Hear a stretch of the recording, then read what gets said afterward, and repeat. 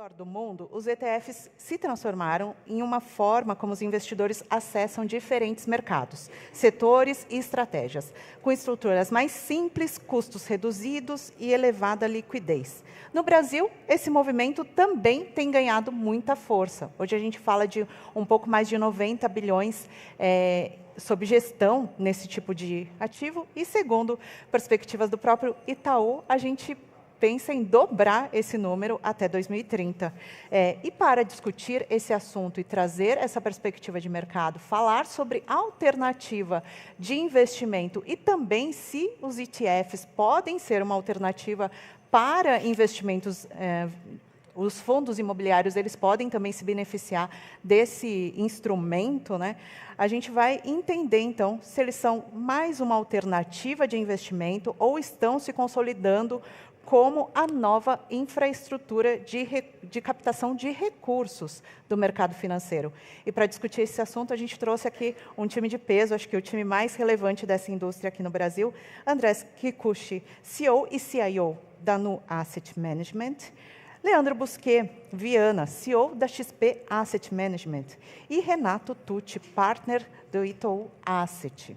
Para moderar esta conversa, nós convidamos o Rodrigo Coelho, que é co-head de Real Estate da Vinci Compass.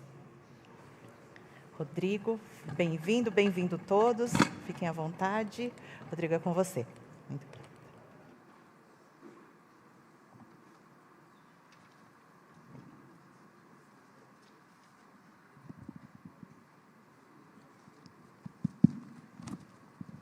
Boa tarde a todos. É um prazer estar aqui hoje. Para mim, né, eu sou membro do GRI já há bastante tempo. Sou corretor da área imobiliária, né, da Vinci.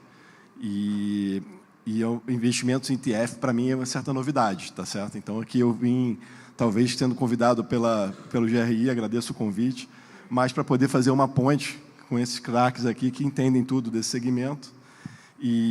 Portanto, aqui eu vou tentar fazer, até para o nosso público que está assistindo de casa, que a gente sabe que aqui, ao vivo, a gente tem uma plateia hiperqualificada, que provavelmente já conhece muito sobre esse produto.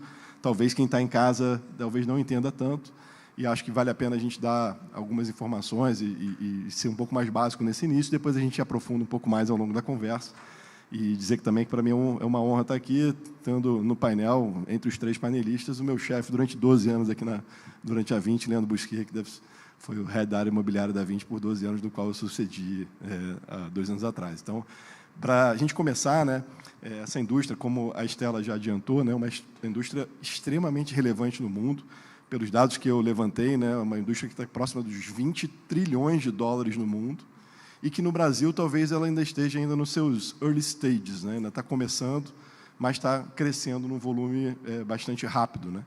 Eu até, na hora de levantar as informações aqui para a gente poder trazer aqui para o painel, quando você compara a informação de dezembro para abril, parecia que a informação estava até errada, que eram fontes distintas, mas não. Na verdade, mesmo de dezembro de 2025 para abril de 2026, essa indústria já teve um crescimento expressivo, e a gente vai falar um pouquinho sobre isso. E, de novo, fazendo um pouco da comparação, né, com o mercado de fundos imobiliários e o mercado de ETFs, né, ETFs, para todo mundo sabe, né, é um fundo que é negociado em bolsa. Portanto, se você compara com um fundo imobiliário, você deveria pensar, né, qual a diferença de um fundo imobiliário para um ETF. A gente também vai abordar um pouco sobre essa ótica. Mas, fazendo essa comparação da indústria, a gente está falando hoje dos fundos imobiliários no Brasil com mais de 500 fundos, enquanto os ETFs hoje estão na ordem dos 170 ETFs.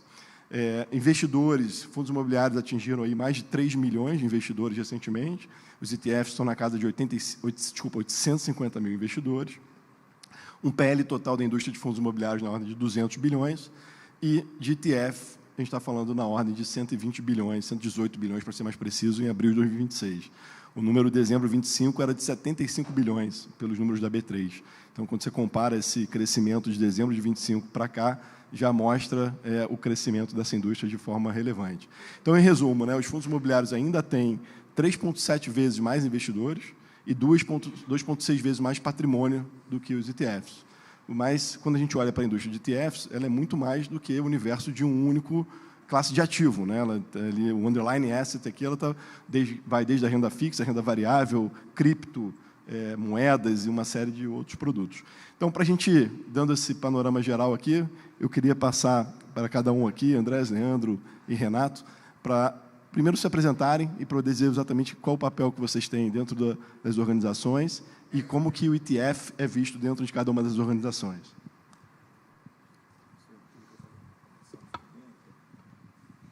Bom, vou começar aqui, então. Boa tarde, muito obrigado pelo convite, a toda a equipe da GRI, Rodrigo, todos os painelistas aqui também. Bom, eu sou o Andrés Kikuchi, eu sou CEO e CIO da NoAsset. Para a gente aqui do nosso lado, o mundo dos ETFs é algo razoavelmente novo, assim como a própria NoAsset é. A gente entrou no mercado de ETFs faz 2 anos e meio, né, o que para o mercado de ETFs, na verdade, é razoavelmente recente, dado, até o Renato vai falar sobre isso, eu acho, uma indústria que já tem mais de 20 anos, né, um instrumento que já tem mais de 20 anos aqui no Brasil. E, no nosso caso aqui especificamente, Rodrigo, é um dos principais pilares no qual a gente acredita que vai se dar o desenvolvimento tanto da NoAsset, mas também de todo o mercado local. Afinal de contas, como você bem mencionou, é onde boa parte do fluxo mundial, mais de 20 ou perto de 20 trilhões de dólares se posicionam. É um instrumento que a gente entende que tem uma escala massiva, para alocação, e, no final do dia, é isso que ele é, um instrumento que permite você ter qualquer classe de ativo ali dentro. E, curiosamente, aqui acho que vou deixar um spoiler do que a gente vai falar, diferentemente aqui até mesmo do Brasil, e que os fundos imobiliários trouxeram para o real estate, a alocação para o real estate dentro de um fundo imobiliário, a gente ainda não tocou muito no assunto do ETF junto com o próprio fundo imobiliário, junto com todo o mercado de real estate, que tem um potencial enorme. Mas vou parar aqui para passar para os demais. Bom, eu acho que, em primeiro lugar, obrigado, GRI, pelo convite de poder retornar aqui e participar dos eventos. Para mim, é uma combinação de sensações especiais. Primeiro, por retornar depois de alguns anos sem participar de nenhum evento do GRI. Segundo, por dividir o painel aqui com o meu ex-sócio, Rodrigo. Acho que a gente nunca dividiu um painel aqui no GRI, então é uma oportunidade única. E, por último, falar de um tema que não é exatamente a minha especialidade. A vida inteira eu tive envolvido com investimento imobiliário, e ETF é um tema relativamente novo, que tem a ver com o desafio que eu assumi há 3 meses e meio atrás, de liderar uma asset que é muito diversificada e que tem, nos ETFs, eu acho que também uma das grandes apostas. Eu acho que as 3 casas aqui representadas têm uma característica semelhante, por serem business com uma penetração muito grande no varejo, uma capilaridade muito grande com investidores individuais. E o ETF é uma alternativa de investimento muito poderosa para investidores individuais, porque ela é simples, transparente, é barato, e você consegue, na verdade, entregar uma alocação numa classe de ativo. Quando você pensa num investidor individual, decidir em que alocação por classe de ativos já é um desafio. Eu quero estar em inflação, quero estar pós, quero estar pré, quero estar em bolsa, quero estar em dólar, quero estar em ouro, quero estar em cripto. Já é um desafio por si só. Se ir para o layer adicional, que é escolher, não, vou escolher aquela ação, vou escolher aquele gestor especializado, complica ainda mais. Então, o ETF, na nossa visão, é um instrumento muito poderoso como uma alternativa de investimento, principalmente para o investidor individual. Bom, pessoal, obrigado pelo convite ao GRI, colegas aqui do painel. Eu acho que o próprio fato da gente já estar aqui, num evento de mercados imobiliários, já mostra o interesse aumentando, indo além da nossa usual bolha que a gente fala. Então, obrigado pela oportunidade da gente fazer esse papo aqui. Eu estou no Itaú tem 26 anos, hoje eu lidero toda a área de gestão indexada dentro da Itaú Asset, que é a maior asset privada do mercado brasileiro, com 1,3 trilhões de reais sobre gestão, e dentro do meu time hoje a gente tem 220 bilhões de reais sob gestão. Desse volume, 33 bilhões são ETFs no mercado que bateu aí 120 bi.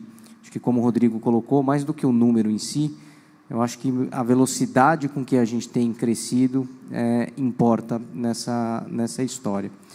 E a gente tem uma história muito próxima com o ETF, porque a gente foi a primeira casa a lançar um ETF há 20 anos atrás, o PIBB11, fez uma parceria que a gente fez com o BNDES, e eu acho que desde então a indústria vem se movendo não só para lançar produtos, mas uma parte extremamente relevante para construir um arcabouço regulatório, tributário, pensar na experiência do investidor, para que a gente consiga cada vez mais aumentar a penetração desse instrumento. Então, quando a gente vê que é uma indústria que, apesar de 22 anos de existência, ainda tem um volume de recursos em torno de 1% do volume total investido no mercado brasileiro, eu acho que vale a pena a gente lembrar de todo o arcabouço que que foi preciso ser construído para a gente chegar até aqui de uma forma sustentável e a gente conseguir trilhar esse caminho de uma forma estruturada, como a gente vai conversar um pouco mais aqui. Boa, bom, obrigado, pessoal. Agora que todo mundo já conhece aqui os nossos palestrantes, de novo, como eu falei no início, vamos começar um pouco mais no básico, né? André, aproveitando a ordem aqui, explica para o público que está em casa, assim, o que é exatamente um ETF, né? Porque se você vai na definição literal do nome, né, Exchange Traded Fund, você pode pensar assim, pô, qualquer fundo que é negociado em bolsa, então por que o fundo imobiliário não é um ETF, né? O que diferencia um ETF, por exemplo, de um fundo de investimento imobiliário? Tá ótimo, vou começar por aqui, mas talvez seja o público que a gente tenha a melhor facilidade para explicar o que um ETF é, né? Afinal de contas, quando comparar, e a gente compartilha muitas coisas com o fundo imobiliário, inclusive o número, né? A gente compartilha o 11 aqui, junto com toda a indústria de fundo imobiliário. Acho que a principal diferença é no fato de o ETF ser listado em bolsa, mas ser aberto, diferentemente ali do fundo imobiliário, que é um fundo fechado. Essa é a diferença mais importante que acho que qualquer pessoa aqui precisa gravar e entender o que é a diferença de um ETF para um fundo imobiliário ou um fundo listado, como qualquer outro. E essa questão aqui faz uma diferença muito grande, né? A permissão que um ETF tem de construir e destruir cotas ao longo do tempo, de crescer e diminuir de forma como qualquer outro fundo de investimento tradicional. Isso tem uma diferença muito grande, principalmente, como vocês bem sabem, na indústria de fundo imobiliário, que é principalmente a captação, né? No final do dia, torna-se muito mais complexo, né? Você aumentar de tamanho porque você deriva de uma oferta pública e tudo mais. O ETF ele tem essa funcionalidade muito mais ampla, e eu diria até no segundo ponto, até um pouco mais profundo, é a questão da liquidez, né? No momento no qual você pode destruir e construir cotas, ou, de forma mais simples, crescer e diminuir de tamanho, você consegue trazer ali uma benfeitoria na construção de cotas e destruição com a liquidez do mercado, de um mercado tradicional, né? De um mercado que sai do tradicional, na verdade, e vai para o listado dentro de um ETF. Essas são as duas, diria, as principais dinâmicas que elas possuem. Claro que vão ter questões regulatórias, claro que vai ter questões tributárias, mas eu diria que essas duas são essenciais para a gente começar o papo aqui. Boa. Eu vou pular aqui para o Renato. Queria perguntar a respeito da liquidez de negociação dos ETFs na Bolsa, né? Quando a gente fala aqui de um número grande, esse é um desafio que, inclusive, existe no mercado de fundos imobiliários, né? Os investidores sabem disso, que você depende da liquidez no secundário para você vender e comprar suas cotas, né? E o André tocou um pouco na resposta dele essa questão de você destruir ou construir as cotas do ETF, né? Explica um pouquinho para o investidor, assim, quando ele se pergunta qual é a liquidez do BOVA11, você citou esse produto, né, do PIBB, desculpa, o PIBB, o BOVA11, que é indexado ao PIBB, né? PIBB11. PIBB11, desculpa. A liquidez dele em bolsa, no mercado, você vê compra e venda das cotas para o investidor final, está limitada àquela negociação que acontece de parte a parte? Ou o fato de você construir e destruir, na verdade, você tem que olhar para a liquidez do underlying asset que está ali por trás daquilo? Legal. O fato do ETF ser um instrumento aberto e a gente poder construir e destruir cotas ao longo do dia faz com que a liquidez dele seja dada pela liquidez dos ETFs que estão dentro dele. Por quê? Imagina que eu tenho uma pressão compradora no ETF. Então, eu vou ter uma pressão comprando aquele ETF no mercado de tela onde a gente está vendo, E ele tem que seguir o quê? Ele tem que ter uma aderência aos ativos que estão dentro deste ETF. O papel do formador de mercado é justamente manter essa aderência, fazendo a arbitragem entre o preço do ETF e o preço dos ativos que estão ali dentro.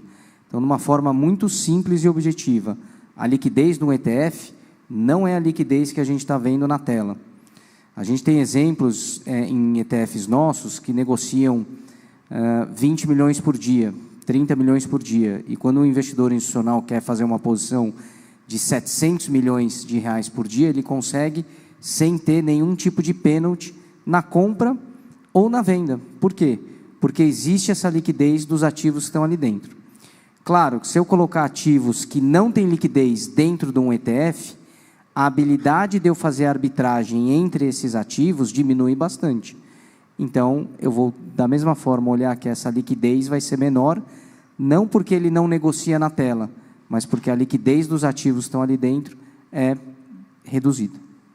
Perfeito. Então, na prática, é como se você está ali no final, esse ETF ele é referenciado num índice, numa cesta de ativos ali atrás, e o formador de mercado, como você explicou, ele vai lá e pode comprar os ativos e juntar esses ativos dentro de uma cota e transformar isso no ETF, e vice-versa. Na ponta da venda, você também pode pegar uma cota de ETF, transformar nos ativos e vender os ativos na bolsa. Portanto, essa liquidez acaba sendo maior, inclusive, do que a liquidez da negociação secundária. Quer acrescentar uma coisa, Leandro? No limite, a liquidez é determinada pela liquidez dos ativos subjacentes. Existem situações, até pensando um pouco nisso, onde o ETF negocia mais no mercado secundário do que o underlying assets, assim? Sim. Tem um estudo que a IOSCO fez depois da crise de 2020. Essa é uma pergunta extremamente relevante, porque com o crescimento da indústria de ETF e da gestão indexada, tem uma preocupação de concentração de mercado, manipulação de preço. A gente está falando de rebalanceamento que são previsíveis. Então, eu posso me adiantar a determinado fluxo, vou fazer um front-running em determinado rebalanceamento para me fazer valer de uma potencial vantagem. Então, existe toda essa preocupação junto com a questão da liquidez, porque quando a gente fala que o ETF tem liquidez, se ele não tiver, a gente tem um problema. Então, a IOSCO fez um trabalho super importante depois de 2020 para responder essa pergunta. O ETF, de fato, tem liquidez em momentos de estresse? E a resposta foi sim, tem muita liquidez. E o exemplo que eles usaram foi o mercado de renda fixa americano. O mercado de renda fixa americano, ele tem uma liquidez muito ampla, mas, como todo mercado em momentos de estresse, aquilo some. O ETF conseguiu manter essa liquidez presente, em que pese que os títulos do ETF não estavam sendo negociados. Então, você conseguia ter o que a gente chama de descoberta de preço ou price discovery daqueles ativos sem eles estarem sendo negociados, mas essa não negociação deles estava sendo refletida no preço dos ETFs. Então, isso foi uma resposta muito clara e objetiva para tranquilizar o mercado de que ETF tem liquidez mesmo em situação de estresse e que você não tem como tomar essa vantagem, né, em mercados que estão mais envolvidos no que tange o tamanho da indústria de gestão indexada. Bacana. Leandro, assim, no Brasil, né, você tem sempre a concorrência do CDI, dos produtos que são isentos, e cada um acaba tendo um certo nicho de atuação, né? Como é que você chegou a comentar um pouco sobre essa questão das vantagens, dos benefícios do ETF, né? Como é que você chamaria, então, assim, resumidamente, o que é a proposta de valor de um ETF, olhando na ótica de alocação de uma carteira de um cliente, né? Acho que tem algumas, né, propostas de valor, né? Eu acho que o ETF, como eu falei, ele é um instrumento simples, transparente, barato, né? Ele é mais barato do que a maioria dos fundos do mercado, bem mais barato em alguns casos, e eficiente do ponto de vista fiscal, no caso brasileiro, para determinadas comparações de ativos, né? E e você mencionou, o brasileiro gosta de CDI, mas o brasileiro pode investir em CDI através de ETFs também, eventualmente de maneira mais eficiente do que num fundo de renda fixa. O que a gente observou na indústria nos últimos anos, né, nos últimos meses, talvez, né, nos últimos 12, 18 meses, foi justamente um aumento significativo do número de opções de ETF no mercado, principalmente em ETFs de renda fixa. A gente viu esse movimento recentemente, a própria XP Asset saiu de 6 ETFs no ano passado para 22 hoje, e a ideia é chegar perto de 30 no final do ano. E a maior parte desse crescimento recente aí, ele foi justamente concentrado em ETFs de renda fixa. Obviamente, ele não vai ser competitivo com todas as classes de ativo, né, dependendo da situação.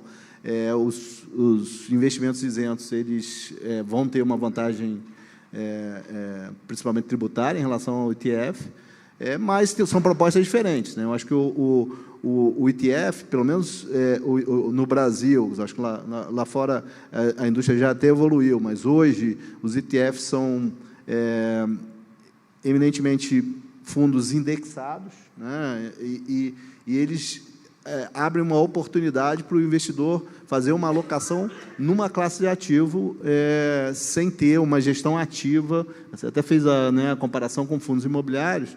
Os fundos imobiliários, em geral, eles são fundos com gestão ativa, né? Ao passo que o ETF, ele, em geral, ele vai ser medido por menor tracking error em relação a alguma cesta de ativos, algum índice de ativos que represente aquela classe.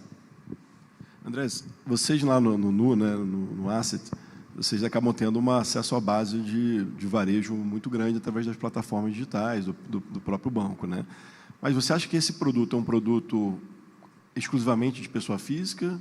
Ele encaixa também, por exemplo, institucionais, fundações e outros clientes em geral? Como é que você enxerga qual que é o componente ETF ideal numa carteira de um cliente, se é que dá para falar dessa forma? Boa, essa é uma excelente pergunta, porque tem uma curiosidade aqui. Os ETFs no mundo cresceram e nasceram essencialmente no mercado institucional. Foram os grandes alocadores, os grandes investidores que buscaram e construíram os primeiros ETFs nesse benefício da alocação, nesse benefício da escala, né, benefício de custos, benefício da transparência, porque, no final do dia, ele é um excelente instrumento de ser o que a gente chama de um building block, né? Vou traduzir aqui quase que um Lego, que você vai montando a partir de cada classe de ativo, né, desde a renda fixa, renda variável, cripto, até mesmo real estate, né, imobiliário. E isso nasceu no mundo através do mercado institucional. Aqui no Brasil, curiosamente, ele tem ganho muito mais tração pelo varejo, o que é ótimo, porque ele não é excludente.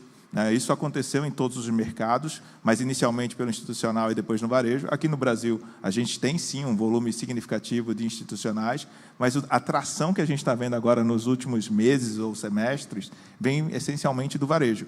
Vem da descoberta dos ETFs depois de quase 20 anos e como um instrumento eficiente de alocação, que, no final do dia, quando a gente pensa em asset allocation, quando a gente pensa para o investidor, pessoa física, varejo, ou mesmo para o institucional, é a mesma ferramenta. Diria que a grande diferença vai se dar no institucional, no conhecimento técnico daquilo que está fazendo parte de um portfólio completo, e, do outro lado, para o investidor de varejo, muito mais pela experiência, que vocês aqui do mercado imobiliário viram e passaram ali, ensinaram muito bem, na verdade, o que ajuda muito o mercado de ETF também, de que aquele ativo é um listado em bolsa. Você tem que ter uma compra e venda, tem que entrar no mercado para fazer a experiência.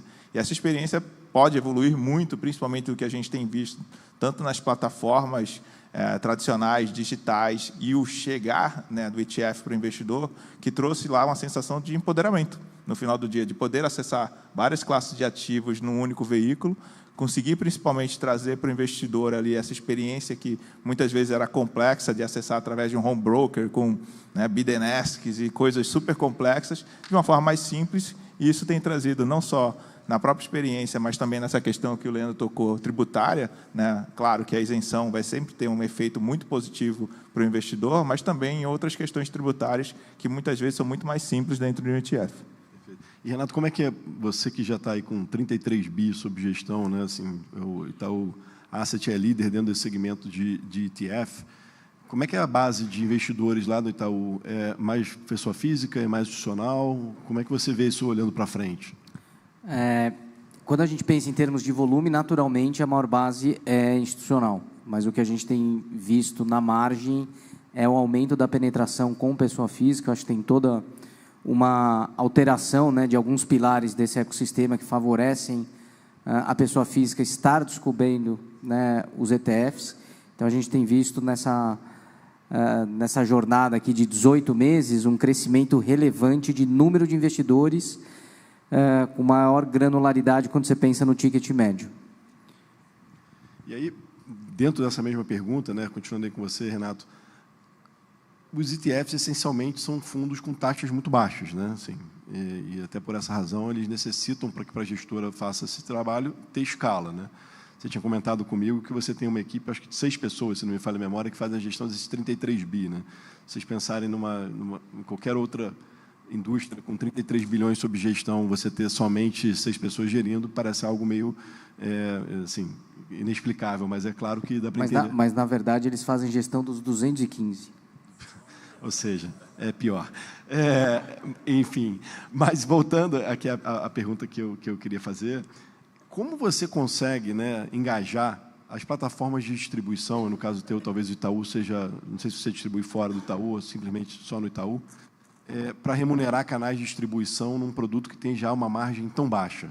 E eu queria estender essa mesma pergunta para os outros dois, porque são canais diferentes, então acho que isso é um desafio que eu imagino que deveria ser comum dessa indústria, né? Sem dúvida alguma, é um business de escala, né? Eu acho que o fato da gente conseguir fazer essa gestão com um time ímpar, né, de 215 bi, já traz esse poder da escala. Então, isso explica um pouco da onde que vem o efeito do custo baixo.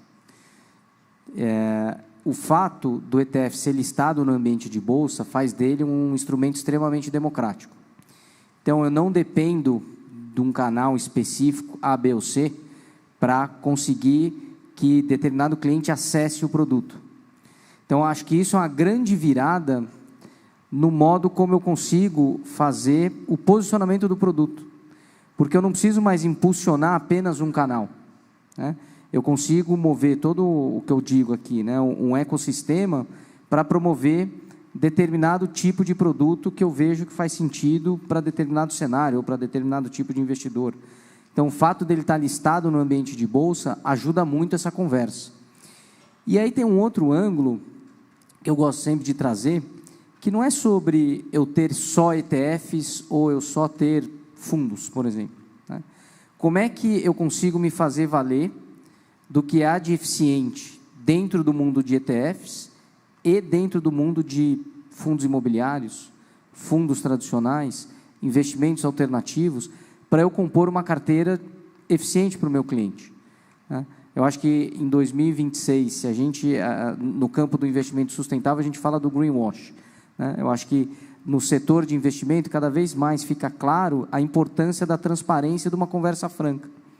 E eu acho que o ETF vem, de certa forma, ajudar essa conversa, essa pauta, né? Então, não é sobre qual incentivo que tem, como é que faz para empurrar.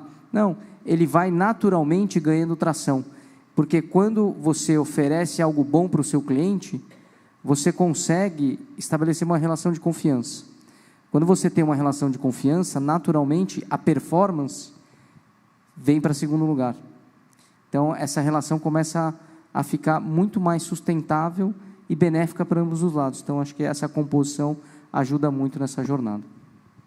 Eu acho que tem um fenômeno importante que a indústria brasileira está começando a experimentar nesse momento, e quando você olha para o que aconteceu no mercado americano, por exemplo,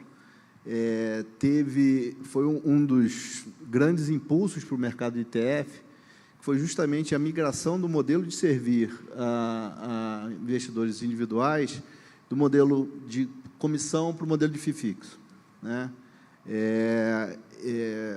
A indústria brasileira está só começando esse modelo. Acho que a XP tem sido, inclusive, uma das pioneiras nesse movimento. Hoje, saiu de zero, praticamente, para quase 25% da base, já no modelo de FII fixo. E isso tem uma relação direta potencialmente direta com o crescimento de ETFs, porque nesse modelo a alocação em ETF é imbatível pelas razões que a gente já mencionou aqui. Então, essa é uma das razões, porque não só pelo o efeito que a gente já vinha tendo de educação, de awareness do produto que gerou esse crescimento aí recente, mas também por conta dessa migração do modelo de servir, que a gente acredita no potencial de crescimento bastante forte para o mercado de ETFs no Brasil. André, você quer complementar alguma coisa sobre essa questão da distribuição do produto ETF dentro da base? Eu vou só fazer um double point aqui do que o Leandro falou, porque isso, de fato, é a grande mudança radical do uso dos ETFs.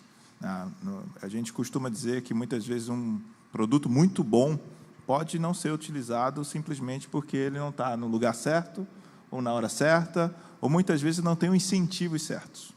E, claramente, assim, a gente vem de uma indústria de ETFs que tem 20 e poucos anos e que só mais recentemente ganhou tração.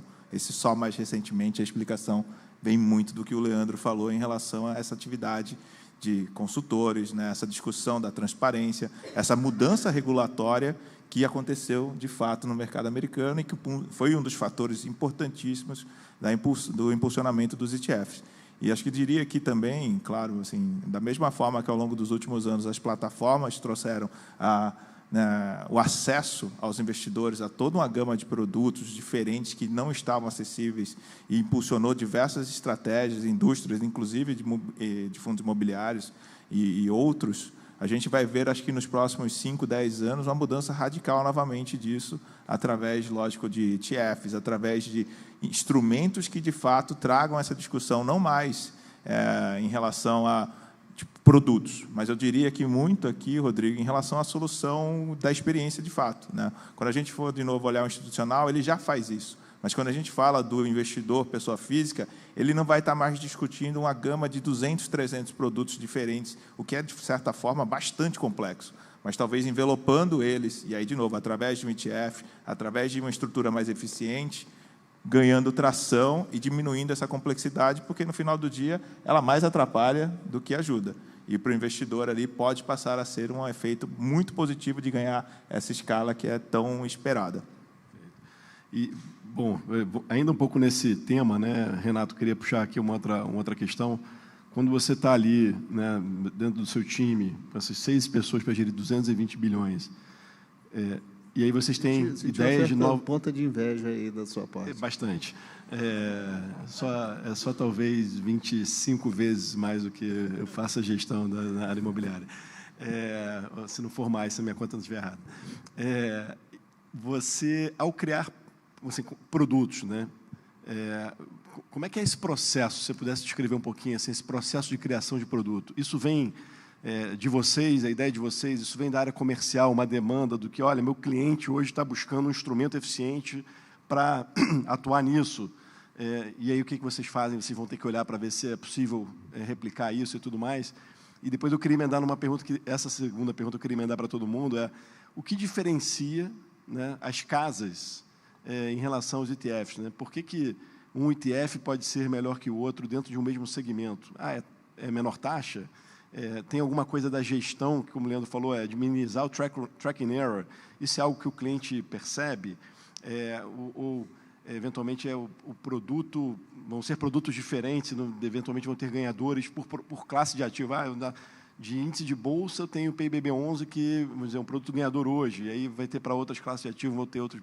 Sim, essa concorrência entre os ETFs, eu também gostaria que você pudesse falar um pouquinho e depois passar para a turma falar também. Boa. Quando a gente pensa nessa criação de um produto, ela é uma construção a várias mãos. Não dá para a gente ter a ambição aqui de ter a verdade sozinho. Então, a gente tem uma co-construção com áreas comerciais, os canais, o próprio time de gestão, entender o que a gente está buscando para solucionar a dor do cliente. No final do dia, a grande proposta é qual dor esse produto vai resolver. A gente vem de um business de escala. Então, se eu lançar um ETF e ele tiver 5 milhões de reais, eu vou ter que ter a mesma atenção para um ETF que tem 5 bi de reais, né? Porque eu não posso deixar ele descolar, eu não posso deixar ele largado, então a gente tem que ter essa proposta de valor muito clara.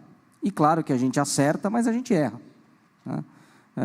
Então, depende muito do momento, o que a gente está vislumbrando de ciclo, a gente olha a nossa grade, faz uma matriz de vol por resultado, faz uma análise de correlação entre produtos. Acho que nada diferente do que a gente faz para outros tipos de negócio. Então, é sempre pensar qual a dor do cliente que eu vou resolver com essa entrega.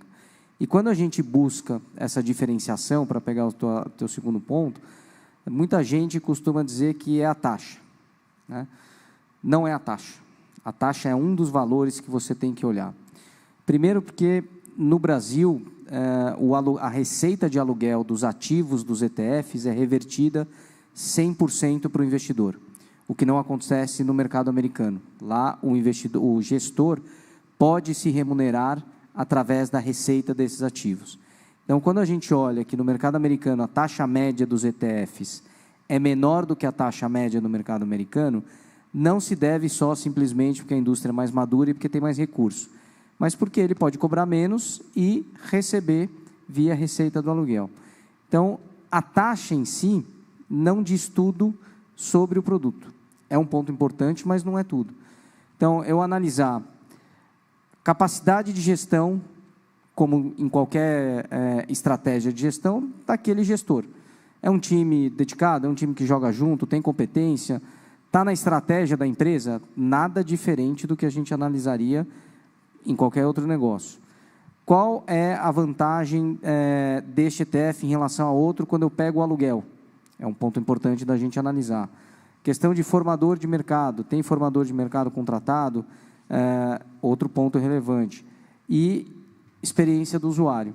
Por exemplo, a gente falou aqui muito do crescimento dos ETFs de renda fixa, né?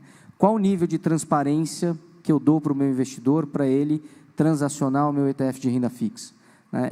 O investidor consegue ver o yield que ele está buscando, IPCA+, por exemplo, ou uma taxa pré. Então, isso foi uma coisa que a gente pensou e trouxe no nosso site a tradução do preço em yield, porque a gente via que tem uma dor do investidor, falar, legal, eu vou comprar aqui o CDI B11, mas, aliás, os nomes também, a gente está acostumado aqui com os nomes de fundo imobiliário, né, são travas-línguas, né? Se a gente começar a falar os nomes aqui, a gente vai começar a dar risada, mas enfim. Então, eu estou comprando a R$50, mas esses R$50 se traduz em quê em termos de taxa? Então, a gente foi lá e traduziu isso no nosso site em termos de yield. Então, pensar sempre como que eu aproximo o investidor do meu produto sobre o ângulo da solução da dor dele. Leandro, André, assim, em relação a essa diferenciação. A gestão em si não deveria ser um diferencial em ETFs indexados, né? Até porque, como eu falei, eu acho que a qualidade do ETF vai ser medida por um menor erro que ele tiver em relação ao ativo subjacente que ele quer seguir, né? Agora, ele ser mais barato, ele ter mais liquidez, ele ser maior, que está, obviamente, associado ao fato de ter mais liquidez, são características que são importantes, mas, em tese, né, você tem que ter uma equipe de gestão que seja capaz de entregar aquele índice o mais próximo possível, com o menor erro possível. E aí eu acho que passa por toda essa capacidade de gerir, fazer os hedges quando necessário e usar derivativos se necessário, mas de forma que você consiga esteja o mais próximo possível do índice que se propõe a seguir, né? Essa gestão não é muito um diferencial, né? Assim, aí o Renato até falou assim, pô, eu acho que é taxa, né? Mas não necessariamente, acho que taxa é única, né? Isso vale para a indústria de fundo imobiliário também, quantidade de vezes que a gente já ouviu sobre o fundo A cobra menos que o seu fundo B. Quando você vai comprar um produto no supermercado, também marcas diferentes, tem preços diferentes, né? Isso faz parte do que você está se propondo na sua proposta de valor. Tem alguma outra coisa que dê para diferenciar, assim, tipo de produto? Canal de distribuição, por exemplo, Não, pode ser um diferencial? Eu acho que o canal de distribuição, sem dúvida, vai ser um diferencial. Quando você olha a indústria lá fora, você tem 2 ou 3 players que são muito dominantes. Eu acho que no Brasil a gente talvez tenha 4 ou 5 players que vão ser os ganhadores dessa corrida, mas vai estar associado a isso, né? Vai estar associado a você ser capaz de primeiro ser o first mover ou um dos first movers, de você conseguir educar a sua base de investidores em relação a essa alternativa de investimento e você aumentar a penetração desse produto na sua base de investidores. E aí, assim, apesar de ter alguns outros efeitos psicológicos, né? Você, por exemplo, foi mencionar o nome quando você falou BOVA11 algumas vezes, que não é de nenhuma das gestoras aqui presentes, mas está no seu top of mind. Então, isso também tem um efeito, né? Então, por isso que você ser grande, ser conhecido, ter o awareness, acaba, né, ajudando, mas tudo isso é fruto de você ter uma capacidade de distribuir e educar, né, a base de clientes. Né? Andrés, como é que você enxerga essa questão? Eu enxergo da mesma forma aqui, mas eu fico feliz que todos nós concordamos que preço não é diferencial de um bom produto. Né? Então, assim, naturalmente, os ETFs vão ter uma precificação, taxas mais eficientes, porque ele é produto, ele é um efeito, né, ele é construído dessa forma. Ele se beneficia da escala, tem todas as diversas questões, mas, naturalmente, até em comparação com qualquer outro ativo, ele já vai ter taxas bastante atrativas vis-à-vis outros concorrentes do produto em si. Né? Tampouco ali, acho que dá para dizer que a gestão, né, principalmente porque eles são indexados, vão ser grandes diferenciais. E aí eu vou trazer aqui um ponto, até trazendo uma comparação do que até você falou agora do Ibovespa, né? Vão existir, vou sequenciar em 3 pilares, né? Os amplos, né? Estratégias amplas, assim como o Ibovespa, né? Que vão ser o que a gente chama de beta, comparado aqui dentro da indústria de imobiliário, seria o IFIX, né? Todo mundo vai ser a cesta que representa a indústria, e aquilo ali, de fato, não tem uma grande diferenciação, mas para fins de alocação é muito importante, porque a gente vai estar falando daquela classe de ativo, como ela é representada, né? Um segundo recorte será muito, assim, já bastante visto no mercado de ETFs, vão ser, vamos dizer assim, os recortes dentro da indústria. Então, dentro da parte de renda variável, em qual o Ibovespa é a base do que é conhecido no mercado brasileiro de renda variável, a gente vai ver temáticos do Ibovespa, dividendos, vão ver estratégias ali dentro que vão vir derivando daquilo, no qual, sim, a gestão ela vai estar seguindo um determinado índice, mas a construção do índice, o que ele representa, vai ser muito importante. Né? Esses recortes de dentro do índice amplo vão ser não é uma gestão, mas é uma construção derivada. De novo, aqui fazendo o depara para o mercado imobiliário, é o tijolo versus o papel, né? É o shopping versus a laje corporativa versus, né, a logística. Esses recortes passam a ser fundamentais num subgrupo da primeira amostra. E, por fim, né, vou dizer aqui os temáticos, que a gente vai entrando aí em determinados temas, que a gente já viu aqui, não vou ficar falando um monte, mas, por exemplo, mais recentemente IA, ou você vai estar falando de ativos de commodities versus não commodities, mesma coisa aqui na proxy, dentro do mercado imobiliário, no qual você pode entrar em determinados temas cada vez mais. Essa é uma derivada aqui que, para fins de desenvolvimento até da indústria e diferenciais que o próprio ETF traz, são envelopes super eficientes para você fazer, de novo, uma gestão, tanto do lado de um institucional fazendo suas classes de ativos e alocações estratégicas e táticas, mas principalmente para o mercado de varejo, que ao invés de ter que escolher um a um cada ativo, vai poder fazer a estratégia em grandes grupos, grupos menores ou grupos bem específicos, mas sem precisar fazer toda aquela seleção, escolha. E acho que tem um ponto super importante, Rodrigo, que é a perenidade dessas estratégias. Uma vez que elas são indexadas, elas seguem uma regra, e aquilo que o ETF vai replicar, ela tem que ser muito bem amarrada, que é a questão do track and error, num baixíssimo track and error para mostrar a eficiência, aí sim, do gestor na sua implementação do portfólio. Então, são várias nuances aqui que, no final do dia, a gente fala, mas é uma forma eficiente de fazer a alocação. É o que mais rege aqui a discussão no final do dia, quando a gente vai entrando a fundo no mercado de ETFs. Ele não é uma classe de ativo, ele é uma forma eficiente de você fazer uma alocação e que serve para diversos canais, diversos veículos, diversas classes de ativos. Acho que a gente até vai falar um pouco aqui, inclusive na própria parte de imobiliários. E você perguntou como é que é o processo de criação de um ETF, né? E o Renato comentou que tem parte da dor do cliente que você resolver, né? Você tem que identificar, né, onde existe uma demanda para alocação num determinado ativo que você possa endereçar construindo o ETF para aquela... Mas ele tem que ser uma coisa relevante, que tenha mercado, que você consiga entregar um tracking erro pequeno, que tenha perenidade. Então, tem uma série de... A gente estava discutindo lá recentemente, vamos fazer um ETF de terras raras, né? O mercado de terras raras no mundo é muito pequeno, né? Apesar de estrategicamente ou geopoliticamente ser, né, super relevante, do ponto de vista financeiro, é um mercado muito pequeno dentro de commodities minerais, né?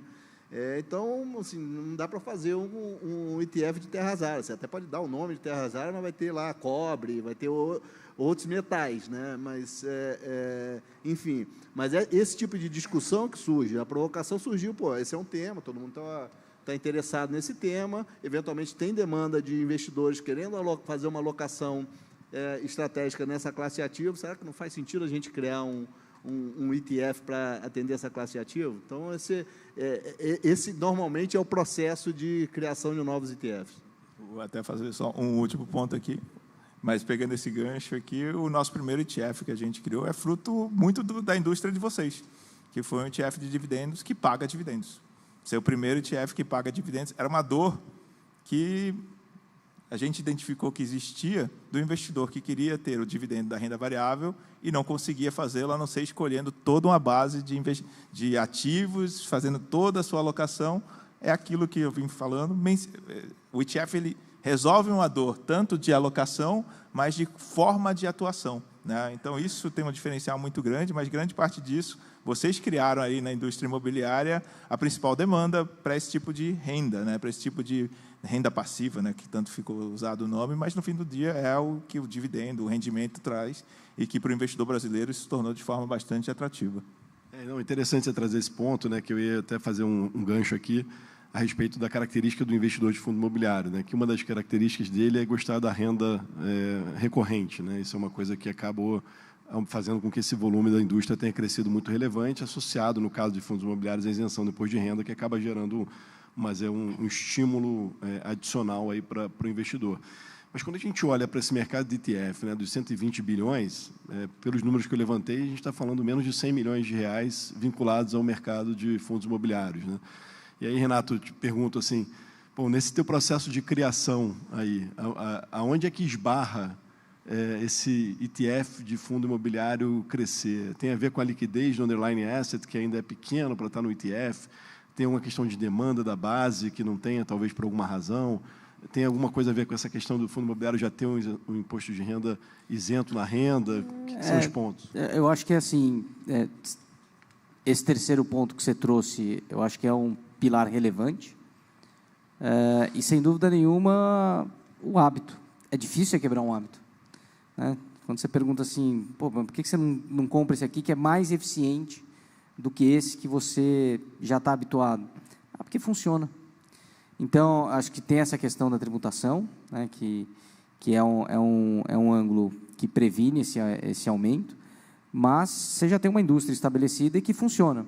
Você tem momentos de descolamento entre a cotação e o NAV, né, a cota, eventualmente você rearruma isso, enfim, o ETF resolveria essa dor, mas a tributação realmente deixa de fazer sentido para o investidor, né, que é um investidor que busca essa simetria através do instrumento do fundo imobiliário. Então, acho que a gente precisa, como eu falei, né, são 20 anos trabalhando em estruturas de regulação, de tributação, e tem muito ainda pela frente para a gente desenvolver. Acho que essa última característica talvez seja a principal explicação. Nós fomos pioneiros em criar um fundo de FIX, que é o XFIX, que realmente, ele não, comparado com o tamanho da indústria de fundo imobiliário, ele é relativamente pequeno, tem algo como 60 milhões de reais, e talvez a explicação esteja ligada ao fato do investidor pessoa física gostar da renda, né? Eu já vou sair daqui com o dever de casa, com a ideia do colega Andrés, para fazer uma versão com pagamento de dividendo, para ver se é possível, né, pela regulação, para endereçar essa questão, muito embora, né, a eficiência fiscal seja outro fator que certamente vai impactar. Considerando os bons advogados que tem aqui na plateia, provavelmente o telefone vai tocar bastante aí para te falar se dá para fazer ou não dá para fazer essa questão. Bom, a gente está entrando aqui na reta final aqui do painel. Queria falar um pouquinho aqui de futuro, né? Assim, ficou muito claro pelas palavras aqui dos 3 participantes que todos acreditam que esse mercado de ETF ele está nos seus very early stages aqui no Brasil, né? Como é que vocês veem essa indústria? Aquela pergunta sempre que é clássica de pergunta para fazer, que é sempre difícil de responder, mas a gente está gravando, então, só para vocês saberem que vocês podem ser cobrados depois no futuro por isso. Olhando para os próximos 5 anos, eu queria fazer 3, se vocês pudessem abordar 3 pontos na resposta de vocês. Quem que vai dominar esse mercado aqui no Brasil? Leia-se, players como vocês que estão associados a uma plataforma de distribuição, ou se tem espaço para players estrangeiros ou, eventualmente, independentes. 2, quais tipos de produtos que vocês acham que vão ser as maiores demandas, né? As classes de ETFs, que dá para falar assim, renda variável, renda fixa, cripto, moeda, o que vai ser olhando para frente? E qual o volume que vocês acham que dá para chegar de gestão nos próximos 5 anos? Quem que se arrisca a começar aí? Renato? Já que está sendo gravado, todo mundo vai dar o seu pitaco, não tem problema. Deixa eu só fazer um parênteses. Em 2020, em janeiro, né, então todo mundo sabe o que aconteceu em 2020. Né? Em janeiro, eu fiz uma entrevista gravada e que me perguntaram o que eu achava de uma tal gripe que estava na Ásia, que vinha de uma tal de Covid-19, etc. E eu, no âmbito de toda a tranquilidade do mundo, respondi que eu achava que não acontecia absolutamente nada no Brasil, que não tinha a menor chance de ter impactos aqui no Brasil. Então, só para você ficar mais à vontade agora, para você não ficar constrangido, eu já passei por isso. Pode procurar no YouTube esse vídeo? Ou não? Eu acho que já tiraram, até porque, assim, em respeito aqui à minha honra, eu acho que eles preferiram tirar esse do ar. Mas a graça da vida é essa, né? A gente poder errar e acertar. Vamos lá. Eu acho que, em relação à instituição, espero e trabalho muito para que sejamos nós, né? Eu acho que mais do que inspiração, tem muita transpiração para a gente continuar seguindo a trajetória que a gente tem, e eu acho que independe do nome, de quem, onde, é muito mais sobre o trabalho que você vai fazer, como que você vai encantar o seu cliente, da experiência que você vai dar para ele, volto na questão da dor que você vai resolver, do que, eu estou aqui posicionado e está tudo bem. Eu acho que em várias indústrias a gente vê diversos exemplos que quem está posicionado hoje, amanhã pode não estar. Então, eu acho que mais do que a inspiração que a gente tem é ter bastante transpiração para continuar essa trajetória. Sobre a questão da classe de ativo, tem um dado interessante.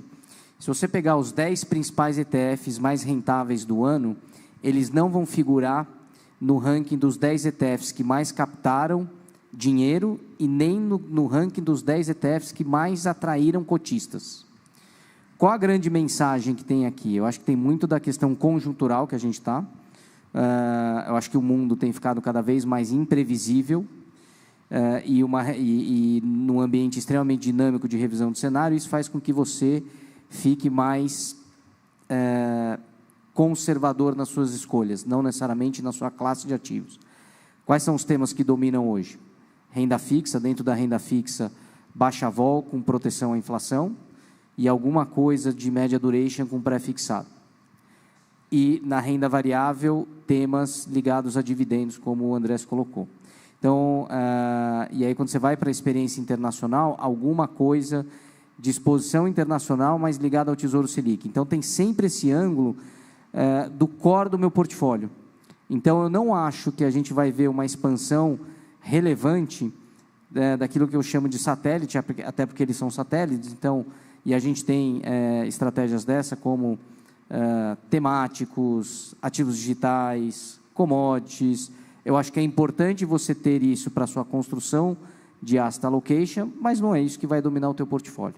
E a gente já está vendo isso acontecer. Em termos de número, né, já que está sendo gravado, eu não vou falar um número aqui, mas eu vou falar que é muito mais importante a gente ver... Devia ter lembrado que estava gravando. É muito mais importante a gente se ambientar a exponencialidade dessa indústria do que falar um número. Se você pegar os últimos 3 meses, comparar com os últimos 12 meses e comparar com os últimos 18 meses, ninguém acertou o número. Então, eu me preocupo muito mais em ficar observando se a gente está seguindo essa trajetória exponencial do que se a gente vai chegar ali ou na esquina, né? E eu não tenho dúvida que quando a gente entra nesse loop da exponencialidade, não tem volta. Então, é um crescimento exponencial que a gente vai ver e a gente já está experimentando. Leandro, você. Vou começar aqui. Em relação Quem vai dominar? Em relação aos players, eu acho que, né, 3 deles estão nesse painel. Eventualmente, a gente tem espaço para...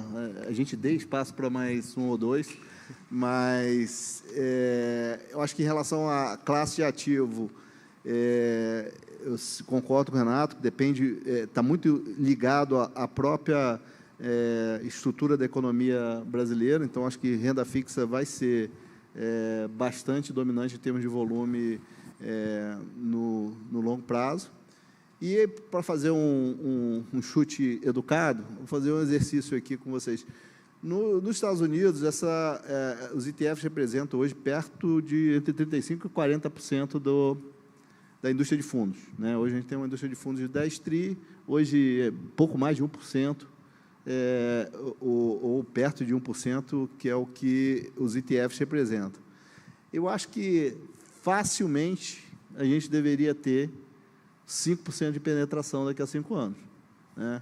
Como a indústria de fundos vai crescer pelo menos 10% ao ano, daria um número como 800 bi.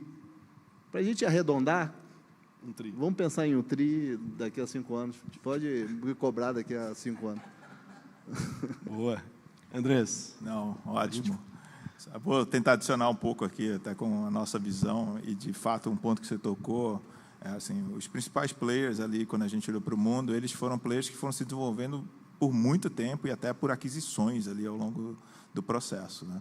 E, como eu mencionei, aqui no Brasil a gente tem uma forma diferente, às vezes, de fazer as coisas, e ela se deu pelo varejo, no caso dos ETFs, no ganho de tração, não necessariamente de volume, mas de atenção.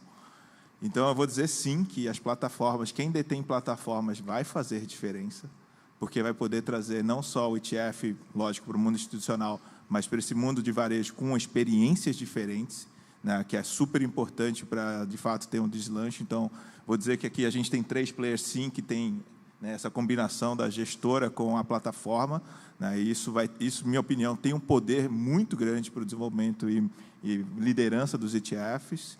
Né. Em relação à classe de ativos, não tem como discordar que no Brasil a renda fixa ela tem um papel enorme, mas eu vou trazer um ponto que, já que está gravado, né, eu vou me surpreender se nos próximos 3, 5 anos a gente não tiver um ETF como principal ativo de cada classe de ativo, seja na renda fixa, renda variável, inclusive imobiliário. Vou ficar aqui depois para responder perguntas, porque eu acredito nisso também, mas eu diria que cada classe de ativos, eu vou me surpreender se não tiver um ETF como um ou mais ETFs como principais instrumentos.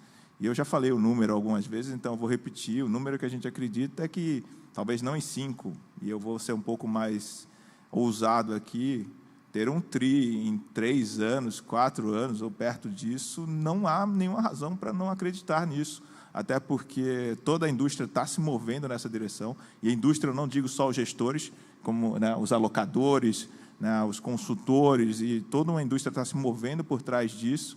E, no final do dia, acho que a gente vai falhar se não chegar nisso, vai falhar todos nós aqui que fazemos parte, porque, de fato, é um instrumento que tem um alcance exponencial, né? Pegar o último gancho aqui, a indústria americana ainda cresce 20% ao ano em ETFs, depois do tamanho que chegou. Então, assim, é um exponencial realmente que muitas vezes a gente vai ter que pegar o vídeo depois e validar. Bom, maravilha, pessoal. Queria agradecer principalmente aí nossos painelistas que participaram aqui. Foi uma honra poder estar mediando esse painel. Espero que, assim como para vocês, que para mim foi um aprendizado, tenha sido bastante engrandecedor para todo mundo. Muito obrigado, GRI. Muito obrigado.